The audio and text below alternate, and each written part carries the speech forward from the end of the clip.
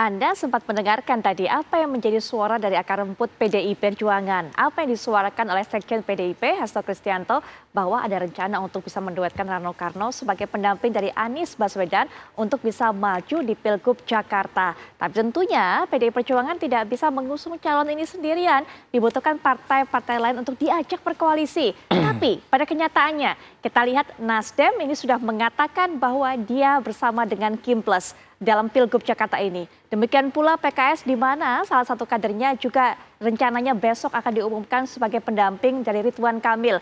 Hanya tersisa PKB memang. Tapi ternyata pada hari ini belum lama PKB mengumumkan bahwa juga sejalan satu jalur dengan Kim, Koalisi Indonesia Maju, sehingga kemudian menjadi Kim Plus untuk bisa mengusung Ridwan Kamil maju di Pilkada Jakarta. Akankah kemudian upaya ataupun juga niat suara dari akar rumput PDI Perjuangan ini bisa terwujud? Untuk itu kita akan bahas bersama para narasumber. Sudah hadir di samping saya Mas Adi Praitno selaku pengamat politik. Assalamualaikum warahmatullahi wabarakatuh. Selamat malam Mas Adi. Waalaikumsalam. Selamat malam Putri. Baik, dan juga akan menyuarakan sebenarnya bagaimana pandangan dari PDI Perjuangan melihat peta politik saat ini menjelang tentunya pendaftaran yang juga sudah di ujung tanggal 27 Agustus mendatang. Ada Bang Ciko Hakim selaku juru bicara dari PDI Perjuangan. Assalamualaikum warahmatullahi wabarakatuh. Selamat malam Bang Ciko. Waalaikumsalam warahmatullahi wabarakatuh. Selamat malam Putri. Ya. Malam Mas Adi. Kita masih menantikan juru bicara dari pihak Anies Baswedan akan datang bergabung bersama kami di sini. Kemudian juga nanti akan bergabung juga Pak Saiful Huda dari PKB. Kami akan menunggu kehadirannya juga untuk bisa bergabung secara virtual. Tapi ke Mas Adi dulu deh sebelum kita nanti tanya Bang Ciko. Mas Adi kaget nggak ketika beberapa waktu yang lalu ini, belum lama, ini PKB kemudian mengumumkan apa yang menjadi pilihannya. Bergabung bersama Koalisi Indonesia Maju dan kita tahu siapa yang diusung di Pilkada Jakarta. Saya termasuk yang tidak kaget karena bocoran bahwa PKB dan Nasdem akan bergabung dengan koalisi Kim Plus ini kan sebenarnya sudah bocor beberapa waktu yang lalu. Betul. Tinggal seremonial, testimonial, dan secara resmi kapan mereka mengumumkan bergabung dengan Kim, mengusung Ridwan Kamil sebagai calon gubernur di Jakarta ya. Jadi kalau per hari ini kita mendengarkan bahwa PKB bersama dengan Ridwan Kamil, saya kira nggak ada yang spesial. Baik. Justru yang spesial itu kalau tiba-tiba PKB nggak jadi. Ya, itu tapi kemarin bagus. sebenarnya ada perbedaan suara antara DPW dengan DPP begitu kan. DPW-nya ingin mendukung Anies Baswedan tapi tidak dengan DPP-nya. Nah itu yang kemarin masih kemudian bagaimana titik tengahnya, titik temunya? Saya membaca justru itu sebagai upaya dari PKB untuk mengedit dukungan politiknya ke Anies sejak awal. Oke. Dulu kan PKB Jakarta mengatakan mendukung Anies dalam Pilkada Jakarta. Tapi seiring dengan dinamika politik yang berkembang, misalnya PKB tidak happy dengan proposal politik yang diusung oleh PKS, yaitu tentang Anies dan Sohibul Iman. PKB membuat begitu banyak argumen dan sudah mulai kelihatan tidak akan mengusung Anies. Setelah itu muncul soal bagaimana partai-partai non-Kim ini akan diajak koalisi. PKB salah satu yang disebut. Ini yang kemudian secara perlahan PKB tidak pernah menjadikan Anies sebagai variabel yang menurut mereka menjadi hal yang ditargetkan untuk maju dalam pilkada.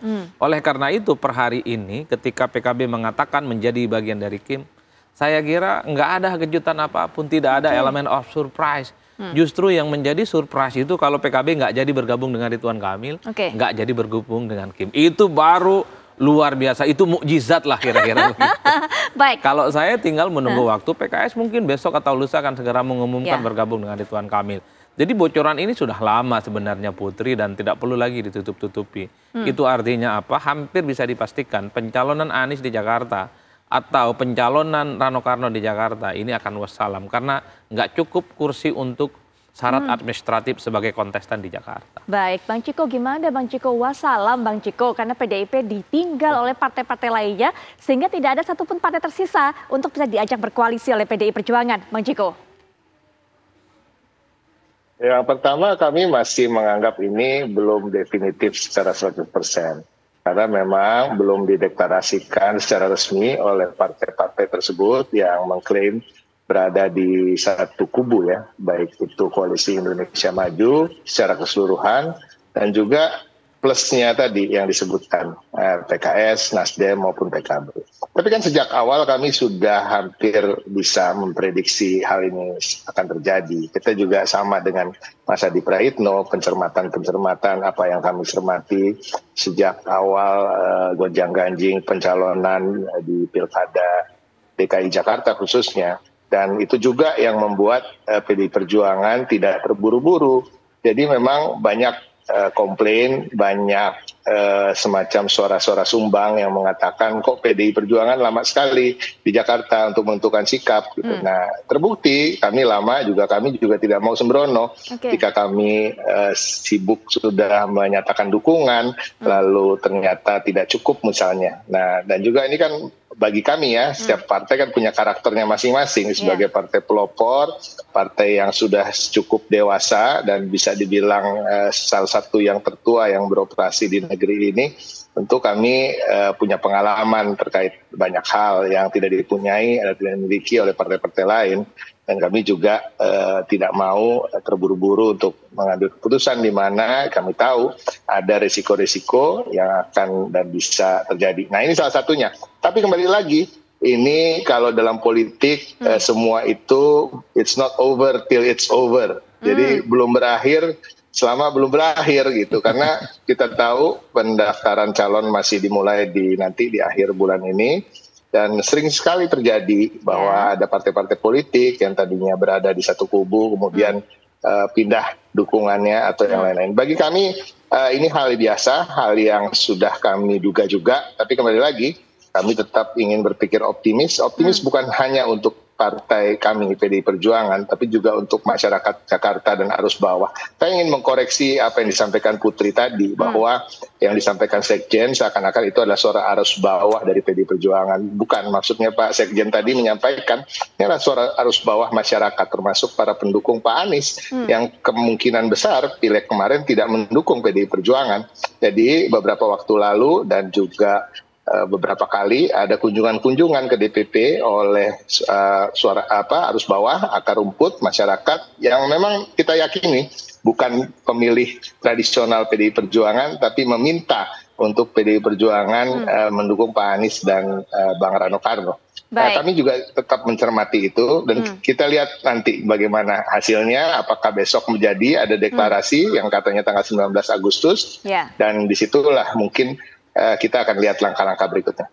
Baik, it ain't over till it's over. Kalau saya bisa mengutip apa yang tadi disampaikan oleh Bang Ciko dan juga Lenny Kravitz sepertinya. Nah, apa memangnya? Memang ada optimisme seperti apa yang diusung oleh PDIP? Apakah memang masih ada kemungkinan partai, Mas Adi, yang mungkin masih tadi kalau katanya Bang Ciko belum sampai di jalan terakhirnya, ada rontok-rontokan membelot dan berbelok dan sebagainya. Apakah ada kemungkinan partai-partai yang saat ini merapat di KIM kemudian putar haluan begitu? Ya, saya kira memang Bang Ciko layak untuk optimis ya. Pasti narasi yang dibangun adalah pasti ada cahaya di ujung terowongan. Karena secara definitif bisa mengunci apakah partai itu serius mendukung Ridwan Kamil atau tidak adalah tanggal 27, 28, dan 29 Agustus.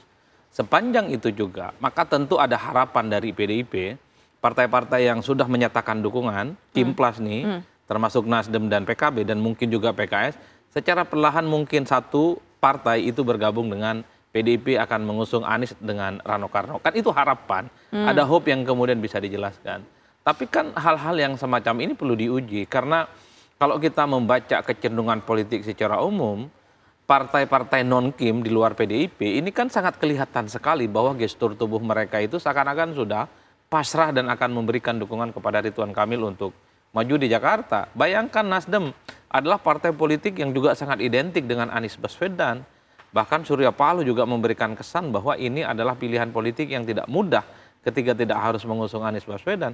PKS coba bayangkan, yang saya kira dari dulu memang mengidentifikasi dirinya dengan Anies Baswedan, pada akhirnya juga mengedit dukungannya kepada Anies.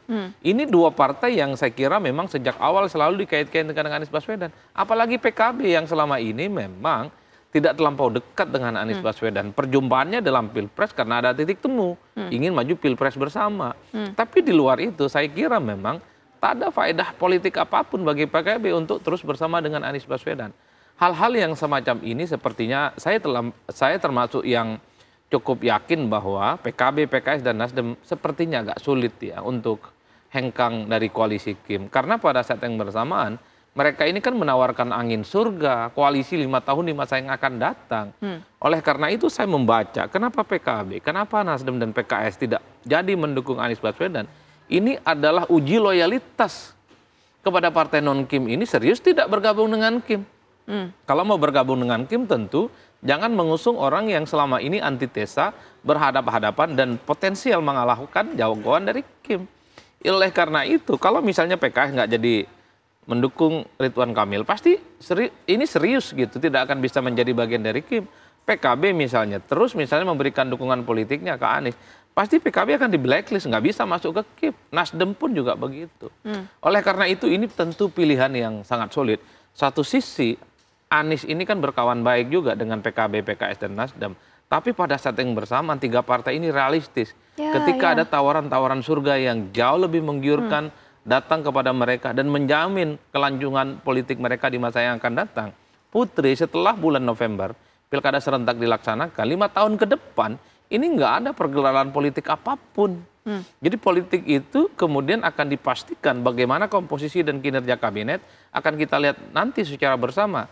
Partai-partai yang nggak masuk dalam kabinet tentu dalam hal ini tidak mau kehilangan momentum. Karenanya ketika ada tawaran bergabung dengan Kim, mereka menganggap ini sebagai sebuah sesuatu yang serius untuk mereka lakukan.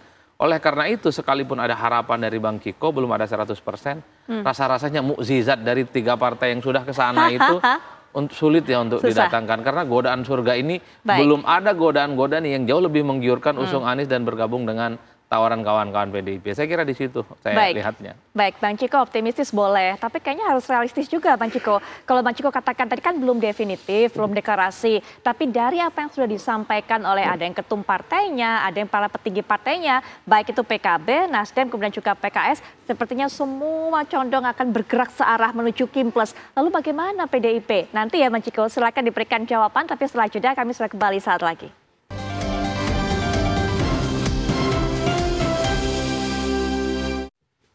Di awal perbincangan tadi sudah sempat saya sampaikan bahwa PKB akhirnya mengambil sikap memilih untuk meninggalkan Anies Baswedan dan juga mantap mendukung Ridwan Kamil. Tentunya yang juga ini merupakan wakil ataupun juga calon gubernur yang diajukan oleh Partai Gerindra. Nah, kami akan bawa Anda untuk bisa mendengarkan pernyataannya. PKB sudah final ya, bahwa PKB untuk pilkada di DKI ini bersama Gerindra. Jadi tidak ada pembicaraan di luar itu. Jadi kita sudah pastikan PKB bersama Gerindra dan siapa calon yang diusung kita cuma juga mengetahui. Karena itu apapun pernyataan dari partai-partai yang lain terkait kemana sikap PKB, saya pikir sudah jelas dan final PKB bersama Gerindra di pilkada DKI. Ya, ngikuti teman-teman partai yang lain kan, sedang dirumuskan siapa wakilnya dan sebagainya. Kita tunggu aja. Intinya kita bersama Gerindra dan semua partai yang mendukung calon dari Gerindra di pilkada DKI. Pokoknya kita final bersama Gerindra di DKI, ya, nggak ada.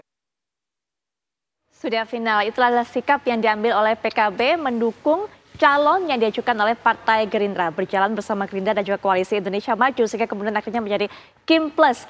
Kita kedatangan narasumber berikutnya juga memberikan pandangan mengenai hal ini. Sudah hadir bersama saya juru bicara dari Pak Anies Baswedan, yaitu Bang Usama Abdul Aziz. Assalamualaikum warahmatullahi wabarakatuh. Selamat malam Bang Usama.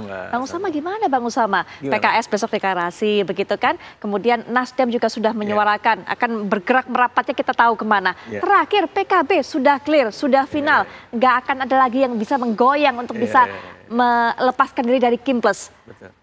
Iya, jadi memang kami sangat menghormati keputusan dari PKB, dari Sekjen PKB yang sudah menyatakan pendapatnya. Memang kami juga masih menunggu dari pendapat dari Gus Imin. Memang itu masih dalam berproses.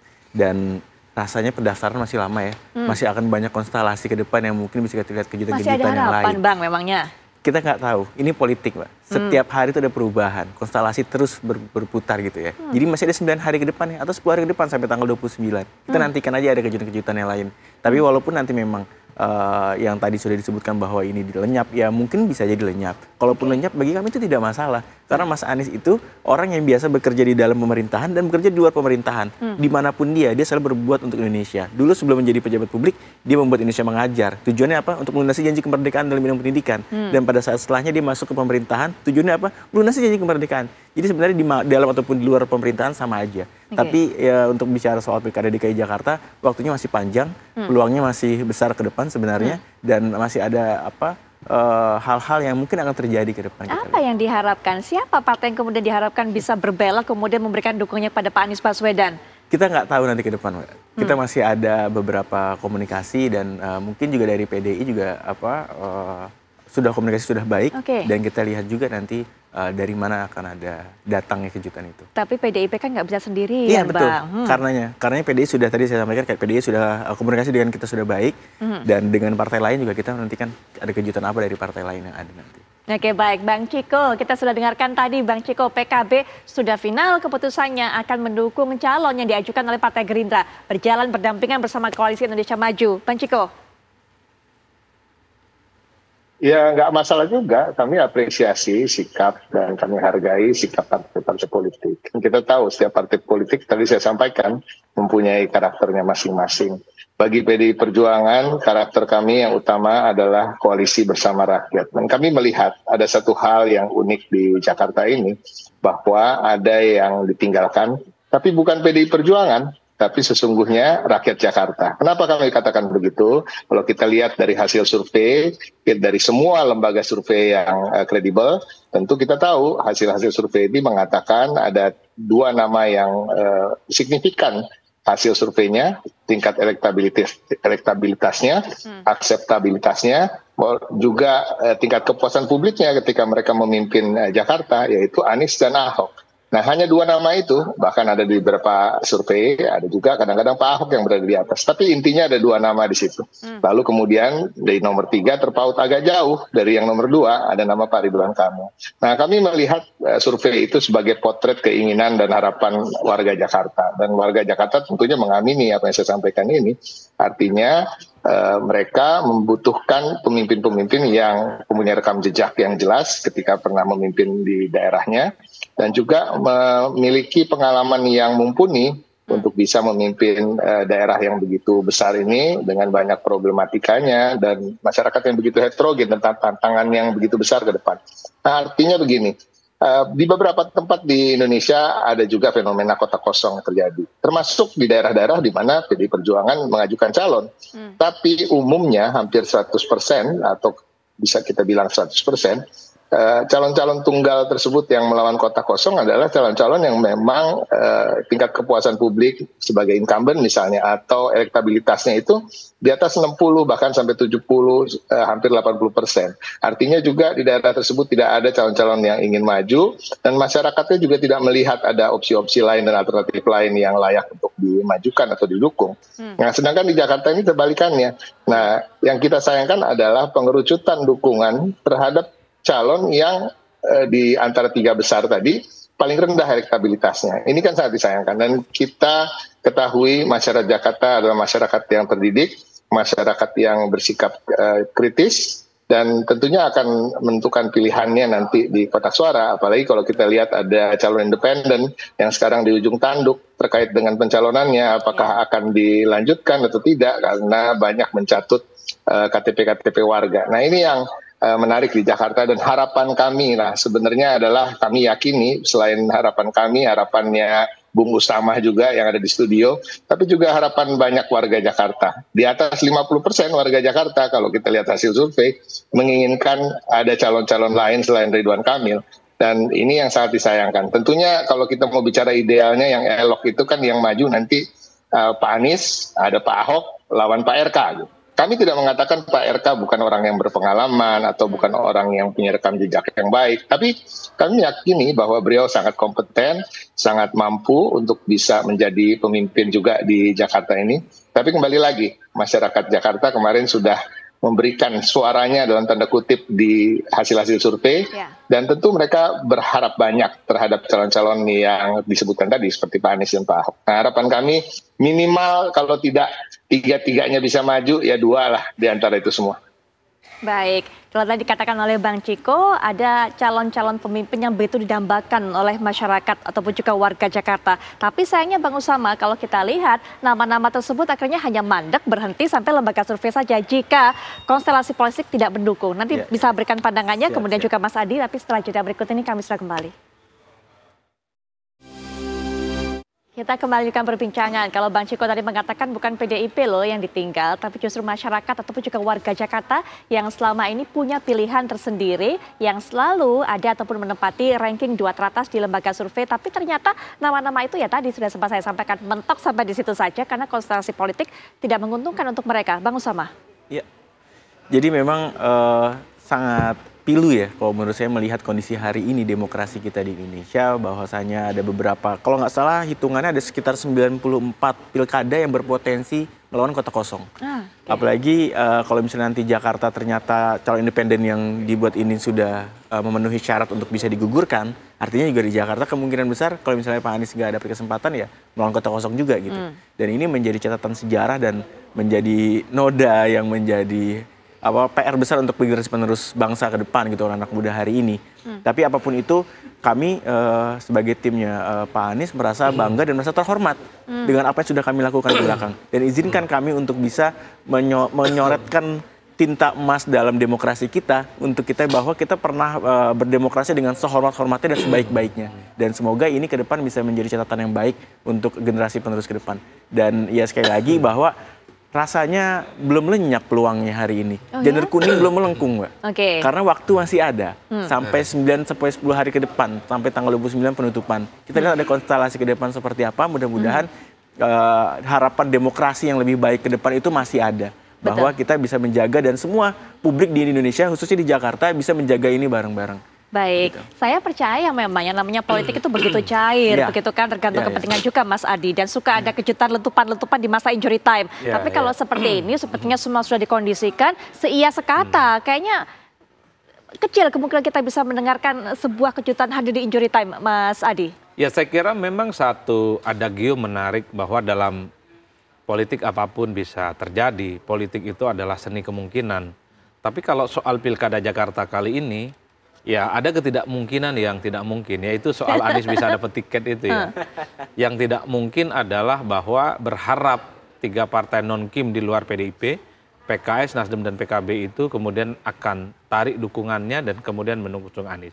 Itu saya kira anggap mustahil ya, karena kalau melihat kecenderungan rata-rata secara umum, memang 3 partai ini sudah memastikan akan bergabung dengan Kim. Robert Michel, seorang ilmuwan politik yang saya kira agak nyinyir memang ke partai, dia menyebut bahwa di partai itu memang tidak pernah ada proses demokratisasi. Jadi keputusan-keputusan partai itu cenderung hanya diputuskan dan ditentukan, dikendalikan oleh segelintir elit, oleh ketum dan sekjen, tanpa melibatkan pihak-pihak di bawahnya, stakeholder di bawahnya, termasuk akar rumput. Oleh karena itu, dalam banyak hal sebenarnya, partai politik itu seringkali mengamputasi kehendak dan keinginan rakyat dari bawah. Jadi apa yang terjadi di Jakarta sebenarnya bagian dari apa yang disampaikan oleh Robert Michel, bahwa organisasi modern segelas partai politik dalam banyak hal dia suka menggunakan apa yang disebut dengan hukum besi oligarki, yaitu dia pakai tangan, pakai hukum besi, dia nggak peduli suara-suara masyarakat, dia tidak peduli suara-suara konstituennya, yang mereka bayangkan adalah bagaimana kepentingan dan keinginan elit. Setelah itu baru muncul istilah yang disebut dengan demokrasi elit. Demokrasi elit inilah kemudian bagaimana dia tidak pernah mendengar suara-suara yang muncul dari bawah.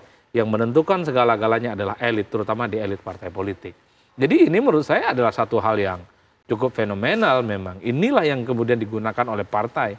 Mereka menggunakan tangan besinya untuk menveto siapa yang boleh maju dan menveto siapa yang tak boleh maju. Ridwan Kamil boleh maju, Anies tak boleh maju, Ahok tak bisa maju, dan inilah realitas politik kita yang harus kita terima, Putri.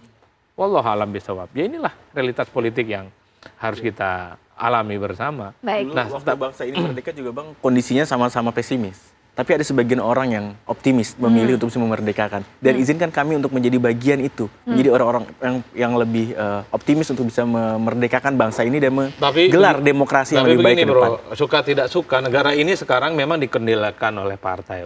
Jadi presiden, gubernur, bupati, wali kota, mostly harus dari partai politik. Iya, iya. Jadi kalau ingin punya harapan, ingin ada cahaya di ujung terowongan, majulah partai politik. Kalau bermimpi ingin mengubah bangsa ini dengan pejabat publik, kecuali mau jadi ustadz, mau jadi guru, mau jadi dosen, jadi aktivis, nggak perlu masuk partai politik. Karena ada tempat lain untuk berdakwah sebenarnya. Itu masuk partai hanya soal waktu. Oke, kita nantikan nanti bagaimana kemudian kejutan disampaikan ataupun juga terjadi untuk Pak Anies Baswedan. Terakhir juga penutup dari Bang Ciko, silakan Bang Ciko, singkat.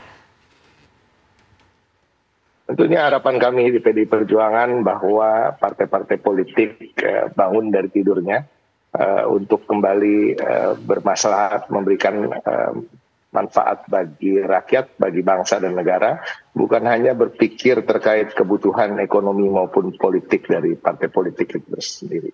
Jadi harapan kami, khususnya untuk di DKI Jakarta, kami berharap tentunya tidak akan terjadi satu dukungan penuh untuk hanya satu calon dari semua partai politik. Dan kita harus melihat kontestasi yang baik dan semoga demokrasi kita akan semakin sehat ke depan dan bukan semakin mundur seperti yang kita alami sekarang. Oke, kita nantikan ada nggak partai yang bangun seperti tadi kata Bang Ciko dan juga harapan Bang Usama. Masih ada 9-10 hari lagi, ada nggak kejutan yang terjadi. Terima kasih Bang Ciko, Bang Usama, terima kasih Mas Adi, terima kasih. Dan tentunya perbincangan ini juga menjadi penutup jumpa kita. Agita Malika juga akan bergabung dengan kita. Iya betul sekali Putri dan juga pemirsa. Dan sesaat lagi pemirsa Anda bisa menyaksikan program Kabar Utama bersama dengan Gina Vita. Akhir kata saya Agita Malika. Ya, dan saya Putri Viola pamit undur diri. Selamat malam, sampai jumpa. Sampai jumpa.